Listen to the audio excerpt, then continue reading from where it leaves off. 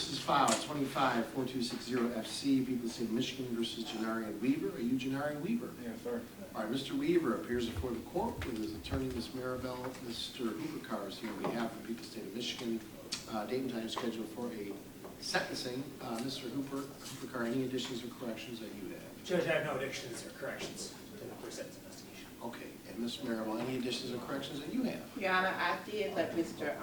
Weaver read over the pre-sentence investigation report because he is so young. I also let his mother read over the pre-sentence investigation report. Was there any corrections or deletions? From my understanding, Your Honor, talking to Mr. Weaver and the mother, there was no corrections or deletions with the pre-sentence investigation report. Okay, all right. Mr. Weaver, have you had an opportunity to review that pre-sentence report and the attached guidelines? Yes, sir. Any additions or corrections that you have? No, sir. All right. Mr. Hoopercar, do we have any? Just very briefly, obviously the court heard the address that was made by victims' representatives at the previous sentencings. Those were sentencings related to defendant, other defendants in this case, and they would rely on those statements. The court's obviously very familiar with the tragic facts and circumstances that underlie this case. An individual just fixing a door handle is struck by stray gunfire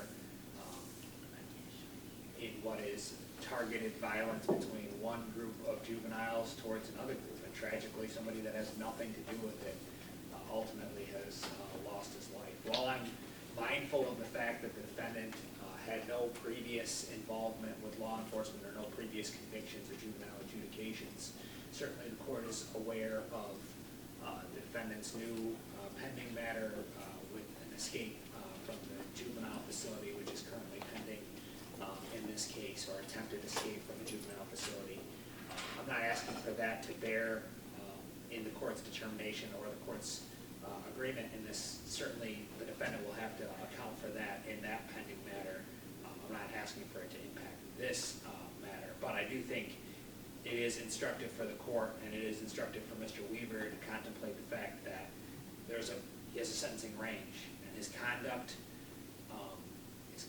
that he has both prior to departing from the Michigan Department of Corrections and while he's in the Department of Corrections determines exactly how long he will remain in the Department of Corrections.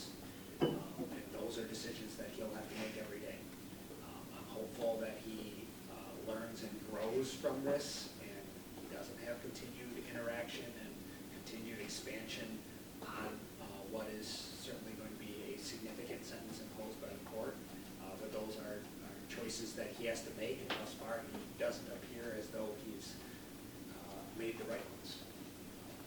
We remain at the court's discretion.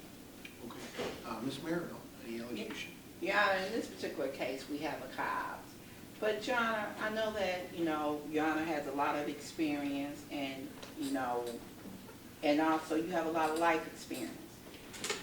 Mr. Weaver, like many kids, there's science that says that male brains do not develop until they're 25.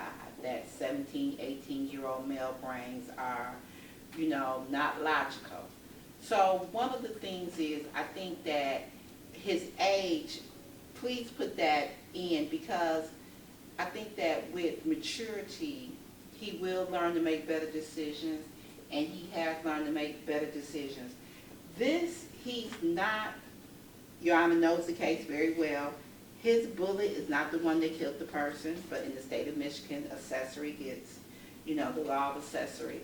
But I think that the life that he lived before this, everybody else in this case had prior records. He comes to this court with no prior record, no prior criminal history.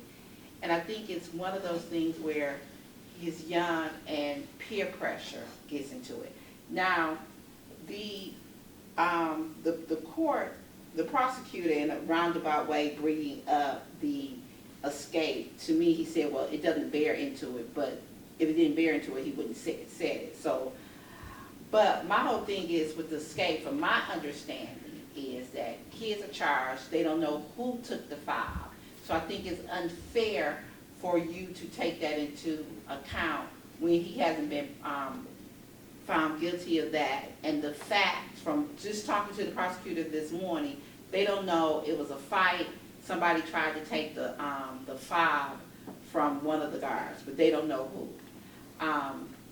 So please do not take that into effect. I think that in this particular case, someone passed, and I'm always very about remorseful for the family, and that somebody passed.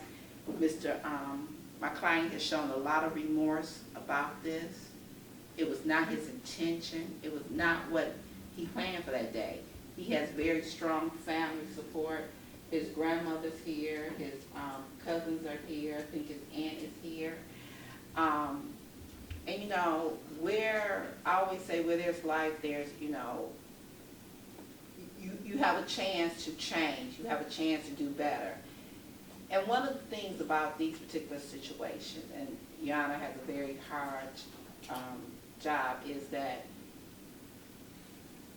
if you give somebody life, that person's still not coming back. The only thing that really you can do is try to make the person here, who it was not his intention, the victim was not the intent, he didn't know that was going to happen, is to try to get him to learn and try to get something positive to come out of the situation. We're asking Your Honor to give him the low end of the guidelines. Thank you.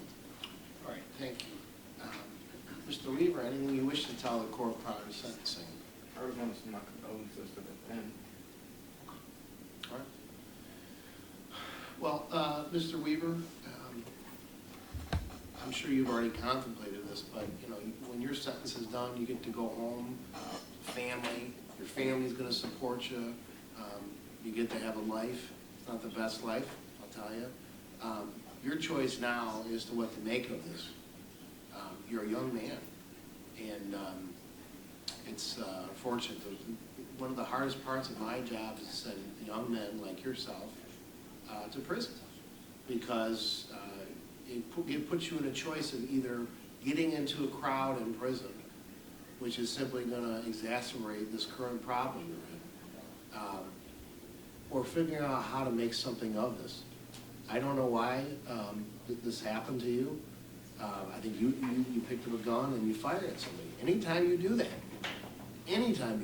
you point a gun, you fire it, you could kill somebody. And you kill the person in this particular case who had worked their whole life and didn't do anything to anybody. They just was there, trying to fix the door. And, I'm happy that over the period of handling these cases for you and your co-defendants, that I have a better understanding of who this person was, Mr. Ritter, but sounds like he was a kind individual who just simply was trying to work. And I know you didn't intend to hurt this person, but you intended to hurt somebody. You just got the target wrong. So there is a sense, and from this court's perspective, of yes, I know you're young and immature and your brain is not fully developed. I understand the science behind it, but there is a sense of justice and what the appropriate punishment is. You've taken somebody's life, and the court needs to respond to that. But again, you hopefully will look at it, how make some good come out of this. I don't know what it is, but I tell you what, if you get in with the wrong crowd and prison, you're not going to have a good life. I'm telling you, it's just going to go like this. It's just a cycle. You'll be back, and you'll be back, and you'll be back. Or you can get in there and figure out, okay, how do I make my life better here? And hopefully when you get out, you find somebody who's young like you and get involved with peers who you should not be around, and hopefully you mentor somebody to make something good come out of this, because you owe it to this family, you owe it to Mr. Ritter. You got to make some good come out of this. And it's a horrible situation, but I hope that you do that. And again, you can go on the negative side. You can be ticked off at the world and think this is unfair and all this stuff, and it was peer pressure. Or you can accept responsibility for your actions and say, how can I make my life better? And I hope you do the latter, because again, if anything good can come out of this, the only thing good that can come out of this is what you do in the future. That's it. Because from this family, they've lost somebody. They can't no good's going to come out of it except heartache and loss and that. So I hope you do that. I really do. But again, this court has to impose a sentence that reflects the gravity of your actions and the killing of a human being, which is a wondrous thing and cannot be replicated. So it's a sentence in the court. You serve 18 years to 80 years, Michigan Department of Corrections. There's credit for 311 days you've already served. $68 state costs, $130 crime victim rights assessment. There's a $450 court cost.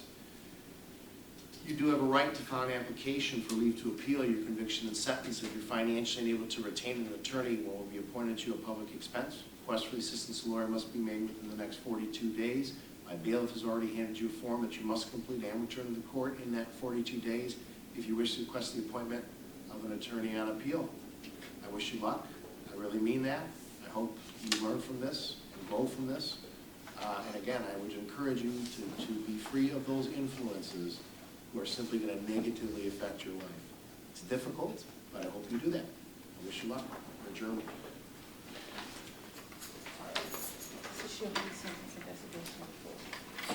All right, I think we have Mr. Jacobs. Well, Mr. Kelly with it?